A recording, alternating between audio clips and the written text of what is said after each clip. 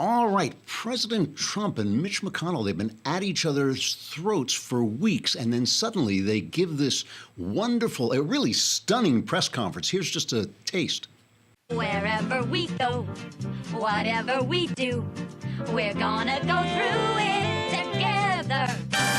We may not go far, but sure as a star. Wherever we are, it's together.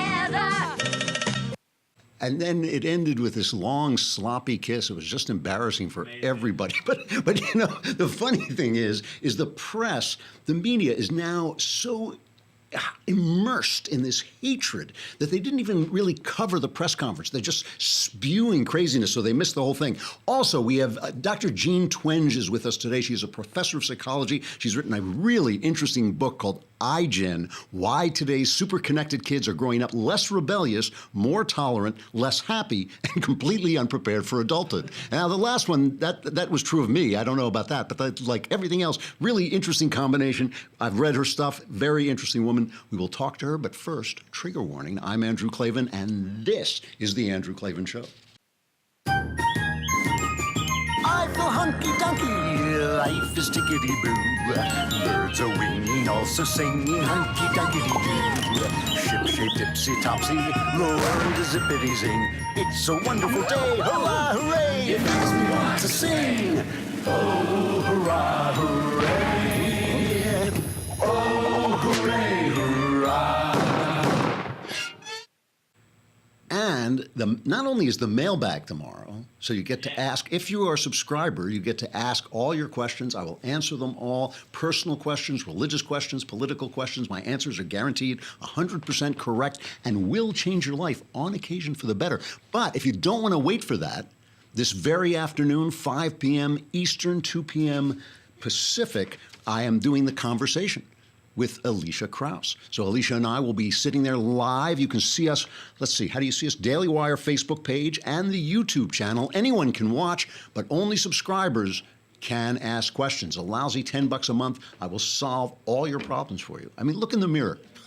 You know, I'm just saying, look in the mirror. It doesn't have to be like this. For a lousy $10 a month, you can ask me questions. I will answer them. It will change your life. Also, while you're changing your life, you should also be changing your air filters. What a crappy segue. So, I take it back. You know, here's the thing. We're having another heat wave here. I hope it's only going to last for a couple of days, but it's like 90. Yesterday it was like 95 where I was. It's insane. It's October and it was just boiling. And that means you're stuck inside. I'm stuck inside with the air conditioning going all the time. And suddenly you say to yourself, you know, I should probably change the air filter. And then your wife says, what's an air filter? You know, an air filter is the thing that is in these devices in your houses. It keeps the dust levels down. It keeps some of the allergens out. It really keeps you healthier indoors. Americans spend 90% of their time indoors, where concentrations of pollutants are 2 to 5 times higher than they are typically outdoors. And if you suffer from any kind of breathing problems, asthma, allergies, stuff like that. So I have found that through Filter Easy, you can solve this whole problem. The problem with air filters is remembering to change them and getting them changed, right? So what the average homeowner does is he changes his home air filters 1 to 2 times a year, but the minimum you should really change it is 4 times a year. This will give you a physical reminder that it makes having clean air in your home easy because they deliver it right to your door. You don't have to worry about the hassle of storing extra filters. You won't ever forget to change the air filters in your home again. They deliver the exact size home filter to your door when it's time to replace. We have this huge thing outside that we had to install because they said, you won't need air conditioning. I was like, you know, put in the air conditioning. Put in the air. I'm so glad we did, but you got to keep the air filters changed. Save 5 to 15% on home air conditioning costs by keeping your air conditioning and heating systems cleaner, and you save on maintenance of your air conditioner, obviously, because you're filtering it out. You can get started today. FilterEasy.com is offering all Andrew Klavan listeners their first delivery of standard 1-inch air filter for free with free shipping. That's a good price. That is really a good price. Never forget to change your air filter again. Visit filtereasy.com/Klavan or enter promo code Klavan on the homepage. F-I-L-T, no, it's K-L-A-V-A-N at filtereasy.com. It's important stuff. Do it right now. I'll wait. No, I won't. But all right, so before we get into this press conference, I've just got to talk about the press itself, because the press is now like in a fantasy world of hatred. We had Knowles on yesterday talking about NBC. I'll get back to NBC in a minute. First, our friends at Project Veritas, James O'Keefe, who's been on the show, does this great undercover work. He's basically doing the job that journalists won't do, and he's gone after the New York Times, and they keep making excuses every time he gets another one of their editors saying, yes, we hate Trump. It's like, well, he's not important, she's not important. Maggie Haberman, one of their big reporters, was saying, oh, the New York Times plays it straight down the middle. And here's the thing, if you think the New York Times plays it straight down the middle, you are what my friend John Nolte calls bubble dumb. Because these people who work for the New York Times, they are not stupid people. They're not low IQ people. But if you are just surrounded by people who agree with you all the time, you become stupid because you don't understand the bigger picture. You just think your prejudices are reality. So James O'Keefe, one of his undercover reporters, caught an editor named Desiree Shue. Is that her name? Desiree, Shue. She's a senior staff editor on the homepage of the New York Times, and she just admitted, basically, that their reporting was trying to keep Trump from getting elected. And then she says something really interesting. Listen carefully to what she says then. One of the things that maybe journalists were thinking about is like, oh, if we write about him, about how like insanely crazy he is and ludicrous his policies are, then maybe people will read it and be like, oh wow, like we should vote for him. Our main stories are supposed to be objective. It's very difficult in this day and age to do that. Why? Because when you have something like the Charlottesville story, it's hard to portray, for instance, the president in a unbiased light when the words that are coming out of his mouth are apologetic toward white supremacists, which is what they were. See, what's so interesting about this, she says it's hard to portray the president in an unbiased light concerning Charlottesville when the words that are coming out of his mouth are apologetic toward white supremacists, which is what they were. Now, we've already proved that they weren't. I brought in the transcript of what he said, and they keep saying, oh, he said there were great people on both sides, meaning great people among the white supremacists, but that is not what he was saying. He was saying there were great people among those people who were trying to preserve the statues and didn't want statues tore down. And since I am a person who thinks we should leave the statues up, and I'm definitely not a white supremacist of any stripe, he's obviously right. There are great people like me, like personally me. but what's fascinating about that is she doesn't even know it's a lie. She doesn't even know it's a distortion, and it's just one way of looking at it. So she can't tell that they are biased. She says she understands that it's biased to report the story so that Trump is a bad guy, but she feels that Trump is such a bad guy that how can you not be biased? So the New York Times is, a former newspaper. They have basically stopped doing journalism. But fortunately, don't worry about them because they have found something else to do with their staff. Here is, I am not making this up, an actual video the New York Times made of their staff going on to their new careers now that they have abandoned journalism. I'm just a Broadway baby, walking off my tired feet, pounding 42nd Street to be a show. Oh, no, start over. Broadway baby, learning how to sing and dance, waiting for that one big chance to be in a show.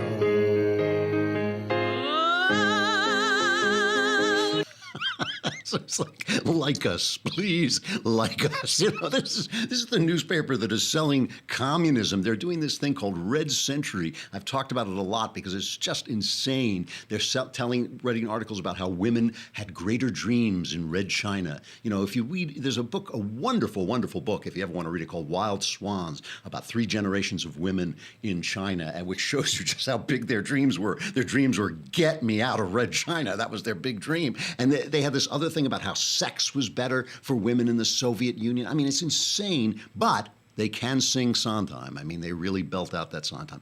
So before we get back to this press conference, also, Knowles was here yesterday talking about the corruption at NBC, and it really is corrupt. I mean, it's amazing. Not just the silence, the cone of silence over the Harvey Weinstein story, shutting down SNL, pulling jokes out of Saturday Night Live, not letting the late night guys do their jokes, making Al Michaels apologize when he made a Harvey Weinstein joke during one of the football games. Didn't matter because no one's watching the football games anymore, but they made him apologize. And we talked about the fact that they're the ones who released the Access Hollywood tape, a convenient 2 days before the second presidential debate, with Trump saying all those disgusting things about the way women would let you treat them if you're a star and all this stuff. But NBC, I have to play this. This is on the Today Show, on NBC's Today Show. This is their feature on how wonderful socialism is in Denmark. I mean, this corrupt, these people who are silencing news, they're silencing their entertainment, they're making sure everything is Democrat, everything is left-wing, and they're selling you socialism. Listen to this. For 40 years, Denmark is ranked as one of the happiest places on earth. It's not a coincidence that people are happy here. Here, no job is less than any other. Alan Christensen works just 5 hours a day, but earns the same as a school teacher. On a scale of 1 to 10, how happy are you? I would say maybe 8, yeah. Ambition is not celebrated. No matter what you do, you're no better than anybody else. And while some studies show the average American clocks in over 50 hours a week, here on average they work 37 hours. Mothers don't have to worry so much about childcare. In Denmark, you get a year off. Paid. And there's a feeling here in Denmark that nothing too bad will ever happen to you. The Danes trust their government. Yeah. They pay enormously high taxes. Every Dane is born with the right to free health care, free education through college, comfortable retirement. They're free to pursue a job that meets their passions and their interests. Now, I could go on for the entire show about everything that's wrong with this article, about the fact that, not celebrating ambition, what kind of society are you actually going to get, judging people by whether they're happy, which is a very weird judgment. What does that mean to be happy? You're happy when things are going well, you're unhappy when things are going badly. The other thing, I don't know if you ever saw the musical Rent. In Rent, there are these two, it's about the AIDS crisis, and there are 2 gay guys, and they're always singing this song about how they're going to Santa Fe, and everything's going to be great in Santa Fe. I can't even remember how the song goes. But so that is the way guys like Bernie Sanders talk about places like Denmark and Sweden. Everything is perfect there. There's this guy, Michael Booth. He's a British journalist, but he lives in Denmark, and he wrote this book about he's saying it's a nice place to live. Listen, I don't mean to insult the Danes. Hamlet was a little offbeat, but most of the Danes, I'm sure, nice people, beautiful country, all this stuff. But the quality of their free education and health care is substandard. They're way down on the educational rankings. They have the lowest life expectancy in the region, the highest rates of death from cancer. Their economic model cannot be sustained. It's all oil. It's all about oil. They get a lot of oil in Denmark and Norway, and they don't treat it like the Arabs treat it, where they just keep it in the petrodollars in the hands of a few, or the Russians, where they keep the petrodollars in the hands of a few tyrants. They do spread it around, so good for them. But ultimately, the oil when the oil prices drop, you get Venezuela. That's what they did in Venezuela. So it's like, plus, by the way, they don't let in anybody. They don't let in any immigrants. So it's just this lie, it's this lie. And I don't mean to run them down. The other thing is, what else the Denmarks can't afford to do? They can't afford to protect Denmark. The reason that Denmark isn't one of the Union of Soviet Socialist Republics is because we protect these countries. They are dependent on our armed forces to protect them, and we spend the money on that. We spend the money on research and development that their healthcare people don't spend. You know, that's why we pay so much for medicines and things like this. It's just all an illusion with cards and mirrors. Basically, Europe and Scandinavia live in our garage. They're like old people living in their kid's garage, complaining about how their kid makes their money. And it's just that I just wanted to point out that that is what the press is selling you, and they're corrupt. All right, so Trump comes out, and he gave a press conference about all these things, about how well he and McConnell are getting on. Obviously, like politicians do, they're getting together to make a push on tax reform. They don't want any personal feud to get in the way. But during the press conference, Trump was asked about the fact why he hadn't gotten in touch with the families of 4 U.S. soldiers, I think they were Green Berets, who were killed in Niger, October 4th. The Taliban killed them. And so here he made this remark, and this is just a little part of the press conference, but I want to bring it up because of the press reaction. Do we have that cut? The traditional way, if you look at President Obama and other presidents, most of them didn't make calls. A lot of them didn't make calls. I like to call when it's appropriate, when I think I'm able to do it. They have made the ultimate sacrifice. So generally, I would say that I like to call. I'm going to be calling them. I want a little time to pass. I'm going to be calling them. I have, as you know, since I've been president, I have. But in addition, I actually wrote letters individually to the soldiers we're talking about, and they're going to be going out either today or tomorrow. Yes. So the press, I mean, the left goes nuts. And of course, here's just like an example, all right? Several former aides of Obama weighed in immediately. Former White House Deputy Chief of Staff Alyssa Mastromonaco called it an effing lie to say Obama and other past presidents hadn't called the families of fallen soldiers. He's a deranged animal, she said. Donnie Deutsch was on TV. He's a commentator. I'm playing this not because it's offbeat. I'm playing it because it is typical of the reactions.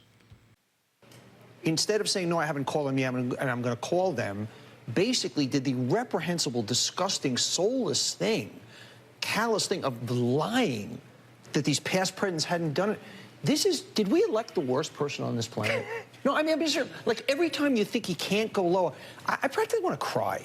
I want to cry. It's not weak. This is not about politics. And there's something so deeply wrong, evil, soulless about this person that's got his hand on the switch. And now, all of the articles say Trump makes a false assertion that Obama did. He didn't say that he never did. He said that he didn't always.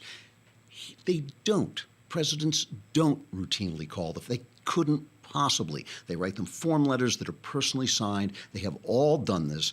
Everything he said was absolutely in keeping. It seems like it took him a little long. Like if they were killed on October 4th, it took him. He said the letters are going out, but it seems like it may be he didn't get to it fast enough. I mean, that is.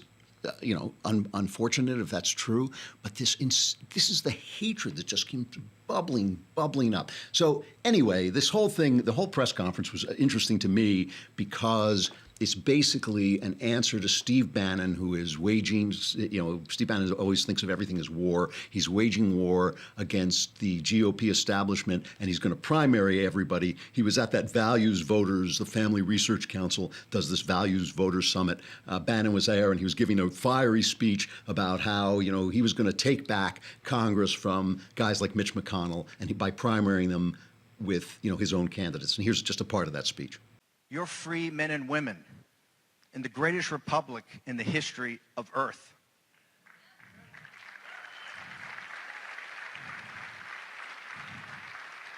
And why are we nationalists? It's not ethno-nationalism. These guys can run that drill all they want. It's economic nationalism. It doesn't matter what your race is, your ethnicity, your gender, your religion, your sexual preference. It doesn't matter. Does not matter. As long as you're a citizen of this republic, that's what matters. Economic nationalism is what binds us together. Economic nationalism and understanding we're going to bring those jobs back. It's not the second law of thermodynamics why they left. There's no inexorable law that took those jobs to Asia and those factories to Asia and left us with gutted communities of opioid addicts. So that's Bannon, on the warpath against what he calls the GOP establishment. I just want to point out, though, that this Value Voter Summit, the Family Research Council, was deemed a hate group by the Southern Poverty Law Center, a hate group that has dedicated itself to calling conservatives hate groups.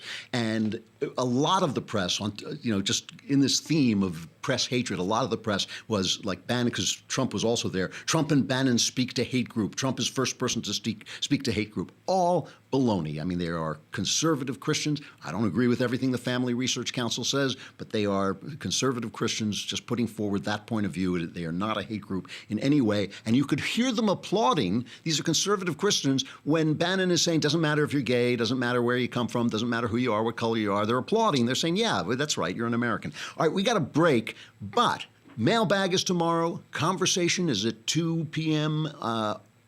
Pacific, 5 p.m. Eastern. We don't care about you Easterners, but it is 5 p.m. Eastern. If you want to hear the rest of today's show, you got to come over to thedailywire.com. If you want to watch the whole thing on thedailywire.com and ask your questions and have questions in the mailbag, have questions in the conversation, you got to subscribe. It's 10 lousy bucks a month. And if you subscribe for the year, it's only 100 lousy bucks. You can save 20 lousy bucks. Plus, you get the leftist tears tumbler. That is a lot of lousy bucks. We'll see you over at thedailywire.com.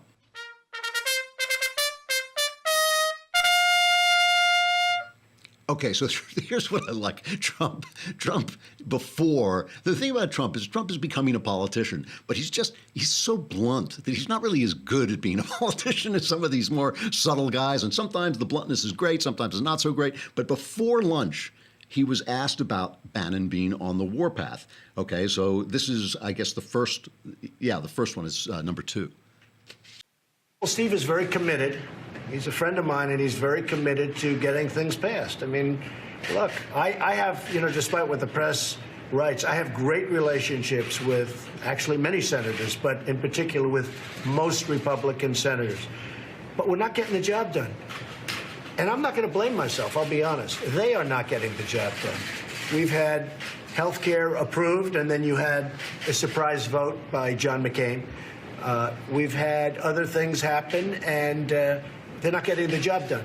And I can understand where Steve Bannon's coming from, and I can understand, to be honest with you, John, I can understand where a lot of people are coming from, because I'm not happy about it, and a lot of people aren't happy about it. Okay, so he understands this is before lunch with Mitch McConnell. He understands where Bannon is coming from, and he's really annoyed at the Congress, and it's not his fault, it's the Congress's fault. Then he has lunch, they kiss, they talk, they play footsie under the table. Then after lunch, they ask him, this is an amazing press conference, by the way. Well, let's just play this. After lunch, they ask him, and he changes his tune just a little bit. It's cut 4. I have a very good relationship, as you know, with Steve Bannon. Steve's been a friend of mine for a long time. I like Steve a lot. Steve is doing what Steve thinks is the right thing. Some of the people that he may be looking at, I'm going to see if we talk him out of that, because frankly, they're great people. So now he's going to talk to Steve Bannon, maybe help out Mitch McConnell a little bit. This was an amazing press conference, by the way, because it was 40 minutes long, and the press, he just let the press shout questions at him for 40 minutes and answered every question. The guy he is the most transparent president in my memory. I mean, I've never seen a president so open to talking to the press, and it was fairly friendly. I mean, it was not the press screaming the way they sometimes do, and it was not Trump insulting them constantly. It was pretty friendly. So Mitch McConnell stepped up too, and they were both, now Trump just loves Mitch McConnell, and we should play the cut of Trump number 9. This is Trump saying, now we're the greatest of friends now. It must have been a fantastic lunch. I mean, But we've been friends for a long time. We are probably now, despite what we read, we're probably now, I think, at least as far as I'm concerned, closer than ever before.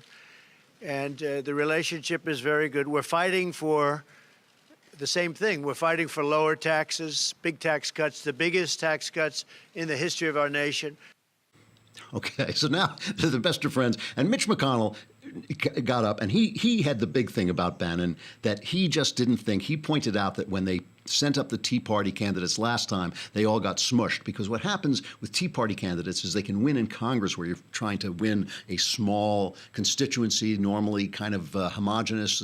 All the people in that little area, have the same kind of politics. But when you send them up on the national stage trying to win in the Senate especially, it becomes much harder. And so Mitch McConnell, listen to how Mitch McConnell actually sounds a little like Trump here.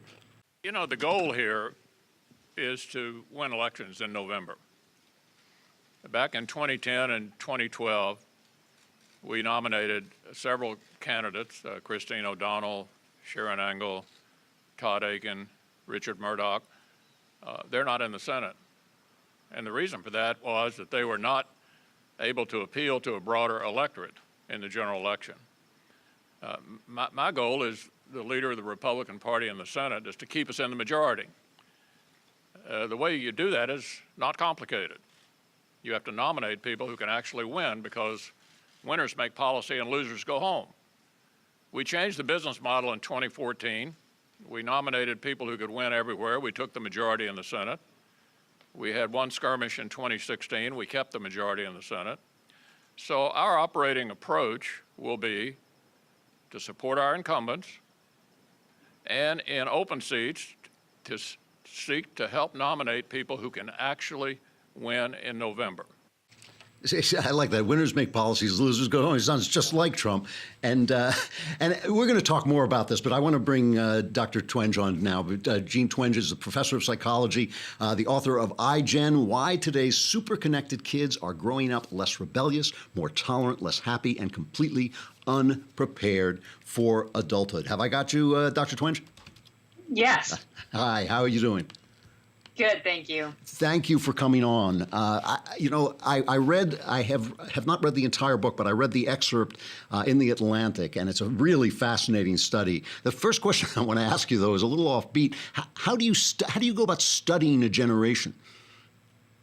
Well, you go to the really large national surveys that are done every year of teens and entering college students, and they're asked thousands of questions, so you can get a really good gauge on how they spend their time, how they're feeling, their attitudes, and their politics compared to previous generations at the same age. So you can take age out of the equation, because these surveys go back to the 1960s and 70s, so you get a snapshot how boomers, Xers, and millennials look like when they were teenagers, as well as what iGen looks like these days. And so you found basically that something big happened. I mean, you have said that most generational changes are kind of glacial, kind of slow, but there's been a sudden, shocking, very swift change. What was it, around 2012, you said? Yeah, that's right. So I've been looking at generational differences for about 25 years. So in the past decade or so, that's meant these large national surveys. And that's right, around 2011 or 2012, there were some really sudden changes in how teens spent their time and in their mental health. So their time, when they're not in school, their leisure time, switched away from spending time with their friends in person and toward spending more time on their phones and communicating with their friends electronically. Then right around that same time, loneliness started to spike, depression started to spike. More of them started to say that they were unhappy and dissatisfied with their lives. Wow, that dramatically. And you link this to the iPhone? Is that right? Yeah, so these changes in mental health were pretty sudden. In my 25 years of doing this, I got used to seeing more gradual changes. So it's really unusual to see such a sudden change. And it just so happens that 2012 was the year when the percentage of Americans with a smartphone crossed 50%. So that made me think it might have something to do with it. The Great Recession was over by that point. Things were improving in terms of the economy. And that encouraged me to go look in these data sets and other researchers' work to see if there was a link between spending a lot of time on screens and unhappiness and depression. And sure enough, there was. So the book is called iGen, Why Today's Superconnected Kids Are Growing Up Less Rebellious, More Tolerant, Less Happy, and Completely Unprepared for Adulthood by Jean Twenge. Let me ask you, let's go through those a minute. Less rebellious. Why would an iPhone make you less rebellious? Well, obviously, the iPhone has been one of the major shaping forces for iGen. That's why I call them iGen. However, it's not the only thing that has influenced them. So in terms of being less rebellious, they are very, very interested in safety. And that is more than likely primarily due to the way their parents have raised them. They were the first generation to ride in car seats until they were 12. They didn't walk home. They don't walk home from school. Their parents protect them very carefully. And perhaps as a result, they are very physically safe and also concerned with something that they called, when I interviewed them, emotional safety, which, for example, they don't want to talk to someone else who might upset them by maybe having different views. That is appalling. Obviously, we see this on university campuses all the time, people shouting down speakers who they disagree with. But some of this, just from reading your work, seems kind of wholesome. I mean, they're dating later. They're not having as much sex. They're talking. You say that instead of dating, they go through a phase called talking, where they're texting each other, I guess. Some of it sounds, before I get to the other part of it, some of it sounds kind of actually not so bad. No, absolutely. So many of these trends are very good. Obviously, having a generation of kids and teens and young adults who are physically safer is wonderful. Them being less likely to date and have sex, that is part of a larger picture that teens are growing up more slowly, which is kind of counterintuitive. You'd think, oh, they have access to so much information on their phones, that must mean they're growing up faster. But when you look at what they're actually doing, they're growing up more slowly. So iGen teens, for example, by spring of their senior year in high school, are less likely to have their driver's license, work at a paid job, go out without their parents, date, have sex, and drink alcohol. So as a parent, you can look at that and say, oh, they're having sex less and drinking alcohol less. Isn't that wonderful? And of course it is. But that misses, if you're just focusing on good or bad, you miss the larger picture that what's really happening is they're just taking longer to grow up. Because getting a driver's license and not working in high school, is that good or is that bad? It's sort of both. But all of those things have in common that they're things adults do and children don't, that are milestones of adolescence. And iGen teens are doing those things later. That's very interesting, because you're saying it's a complex. I mean, the same thing is true. It seems the next thing in the title of the book, iGen, Why Today's Superconnected Kids Are Growing Up Less Rebellious, More Tolerant, Less Happy, and Completely Unprepared for Adulthood, that you say more tolerant, and yet you say that they are wary of people who will say things that upset them. How do those two things seem to be in conflict to me? How can be more tolerant and also unable to hear conflicting views? Right. So that's one of the other complex things about our current culture and about iGen. So in terms of tolerance, if you look at teens and young adults over time, iGen really stands out in particular compared to previous generations in their attitudes toward gays and lesbians, say their support of same-sex marriage and other issues around that. In terms of race and gender, you look over time, obviously attitudes around race and gender have shifted, and iGen reflects those. But if you just take a snapshot right now, in the past few years, there's not a huge generation gap there. Boomers, Gen Xers, millennials, iGen, all kind of have the same level of acceptance and tolerance around race and gender. It's really LGBT issues where iGen stands out. But there is that interesting contradiction that although they have a high degree of tolerance based on group membership, that level of tolerance doesn't always extend to issues around free speech, political beliefs, and so on. So although you get a generation who says, oh, that's who you are, you should be who you are, that's cool, they are some, certainly not all, some are less willing to accept the idea that, for example, a university is a place where we should be able to discuss our disagreements and learn about viewpoints other than our own. That's interesting. I mean, it's almost as if their tolerance were created by looking at life in a kind of fuzzy way, so you don't have to ask questions about anything. I mean, I've always been, all my life, I've been very accepting of gay people and all kinds of people. But I do believe it's a fair question to ask whether the ways in which we interact sexually are moral or not. I think that that's a discussion that people can rationally have, and whether religion has any effect or just teleology or anything like that. So it's almost as if they manufacture their tolerance through not asking any questions. Well, that's one way to look at it. And I think a lot of this comes back to that idea of safety. And I think a lot of it, too, comes back to, again, this switch to electronic communication in favor of in-person, face-to-face interaction.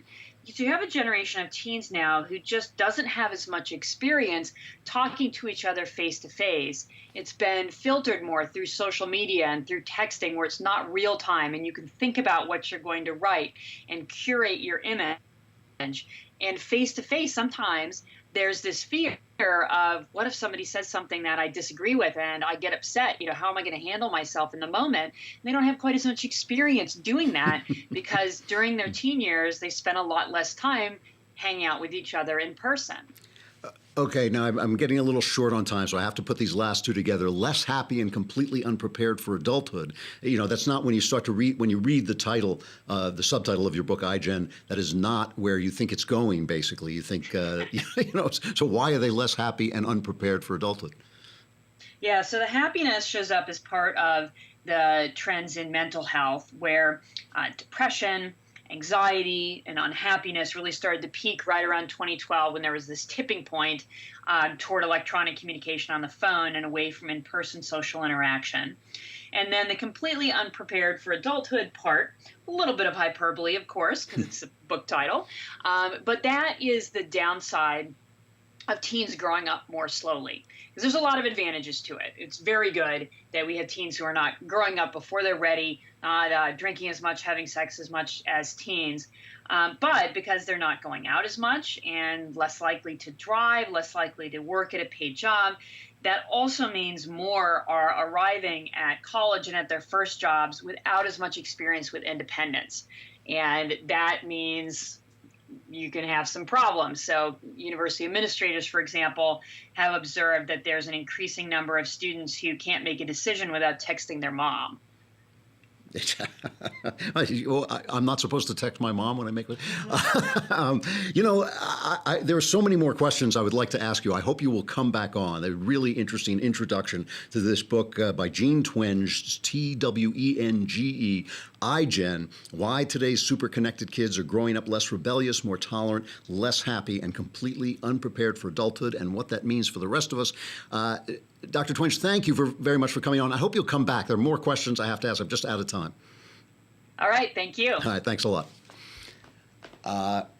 Really interesting, and it kind of leads me back to what I wanted to talk about this Trump presser, is all this talk about the Civil War and Bannon and all these things. Trump was also at this values thing, and he was asked at this presser. This is a long cut, but I want to play it. He was asked about the possibility of Hillary running in 2020, and his answer is, first of all, Trumpian and hilarious. I mean, when Trump becomes Trump, there's nothing funnier in politics. He is hilarious, and he just eviscerates her. But you can see he's actually considering this and thinking out loud. Listen to what he says. Oh, I hope Hillary runs. Is she going to run? I hope. Hillary, please run again. Go ahead. So she's at odds with you over whether or not this is disrespecting the flag. Is she right or is she wrong? I think she's wrong. Look, when they take a knee, there's plenty of time to do knees, and there's plenty of time to do lots of other things. But when you take a knee, that's why she lost the election. I mean, honestly, it's that thinking.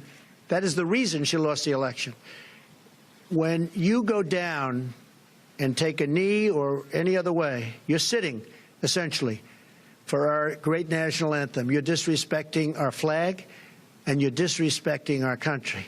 And the NFL should have suspended some of these players for one game not fire him, suspended him for 1 game. And then if they did it again, it could have been 2 games and 3 games and then for the season. You wouldn't have people disrespecting our country right now.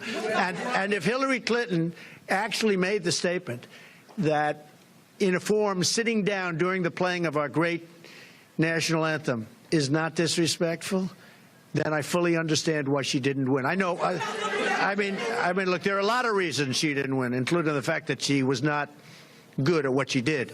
But I will tell you, that is something that I had just heard about, and I think that her statement in itself is very disrespectful to our country. I mean, that is a brilliant Trumpian moment. I mean, that is Trump at his Trumpiest.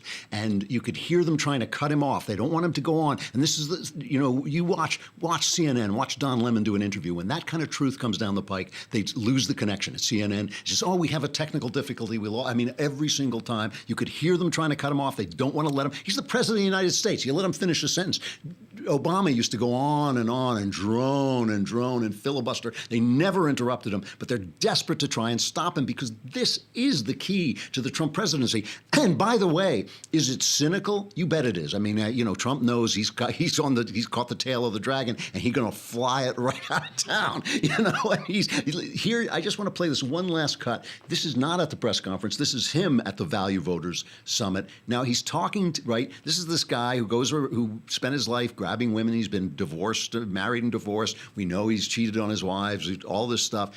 And remember when they would ask him during the election about God, and he knew nothing about the God or religion and all this stuff. Now he's talking to these people, and they love him. They love him, and he's playing them like they're a fiddle. Listen to this.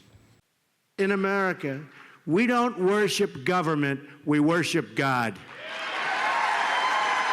The American founders invoked our Creator 4 times in the Declaration of Independence, 4 times.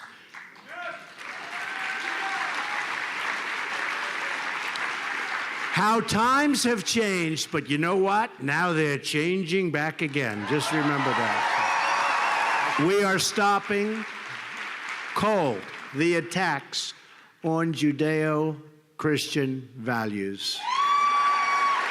We're getting near that beautiful Christmas season that people don't talk about anymore. They don't use the word Christmas because it's not politically correct. You go to department stores and they'll say Happy New Year, and they'll say other things, and it'll be red. They'll have it painted, but they don't say, well, guess what? We're saying Merry Christmas again. So the reactions of people at this thing. Here's Pat Flynn from Catholics for Freedom of Religion. It's like a cloud has lifted. When Obama was in, everything was sad. Nothing was good. Now look at the smiling faces. Look at people getting jobs again. This is still Flynn, sorry. We tried nice guys. We had John McCain, Mitt Romney. They were nice, smiling at everybody, but they couldn't beat Hillary. Romney, I mean, come on. The only thing people remember about him is that he tied a dog to the roof of his car. And all I'm saying about Trump is that he is moving the Overton window. You've heard of the Overton window, right? It's the window of acceptable conversation. What is acceptable to say? And he is moving the window back to where it's traditionally been, back to talking about patriotism as if it were a good thing. Remember, how uncomfortable they were during the Bush years, how uncomfortable the press was with saying the word patriotism. Katie Couric says, I'm uncomfortable with patriotism. I'm uncomfortable saying the word God, talking about Christmas. And is there an element of cynicism in Trump? Yes. But I do believe there's also an element of affection for these people. Bill Kristol, who has been a never Trumper ever, he put out a tweet today. I like Gorsuch, and it's not just Gorsuch anymore. It's an entire panoply of conservative judges that Trump has been appointed. But he says, I like Gorsuch. I like decertifying Iran, the Iran deal. I like leaving UNESCO. Trump got out of UNESCO because they're anti-Semitic. But all those victories are not worth the degradation of our public life that is the Trump presidency. I mean, it's like champagne conservatism, I mean, this is something that Trump is doing that is ringing in the minds of the people. And I think you're going to start to see it in his approval ratings as people start to see that these ideas can win. And, I have all kinds of problems with Trump, his cynicism, his rudeness, all this stuff. But this needs to be done. This is something that has to happen. Sexual Follies.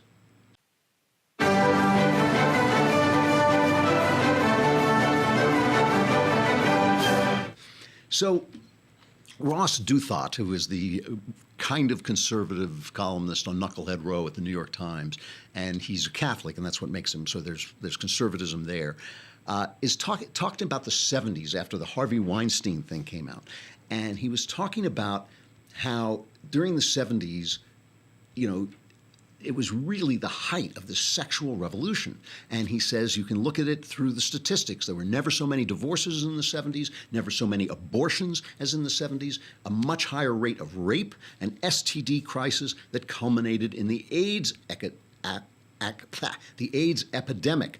And he says, you know, you can see that you can see in the exploitation, just in terms of narrative, in terms of stories about the 70s, the drug-enabled exploitation of kids, a grimly horrifying scale. He says much of rock and roll's groupie culture was a spree of statutory rape, with the gods of rock and roll as serial deflowerers of girls who were really young. In the same era of Anything Goes Hollywood's Roman Polanski had good reason to regard sodomizing a 13-year-old as what they let you do when you're a star. And you remember Harvey Weinstein put out this statement when he was talking about why he was raping women and cornering them and, you know, touching himself in front of them and asking them to give him massages and watch him shower. Well, I came of age in the 70s. That was his excuse, you know. And Douthat says, you know, things have gotten better. You know, people, as we just heard from Dr. Twenge, people are, you know, young people are having sex less, all this stuff. But he says, but let us not congratulate ourselves too quickly. There are ways in which we have passed from eros to thanatos, to death, from the chaos of unrestrained desire to the stability of senescence. Our era is less overtly sexually destructive, in part because we're giving up on sex itself, retreating into pornography and other virtual consolations. In the 1970s, people left their marriages because they believed some higher fulfillment awaited. In the 2010s, they marry less, have less sex once married, and have fewer children, opting out of promiscuity and procreation. Both abortion rates are down, but suicide rates are up. Really interesting. And I want to talk, I'm going to go a little long here. I'm reading a biography of the poet Shelley. It's a huge book. I've been reading it for weeks and weeks and weeks. And I always like to read about the Romantic era because it was very much like our era. You know, there was an era of revolution. It was the French Revolution came first. Then that revolution failed as our 60s revolution kind of failed.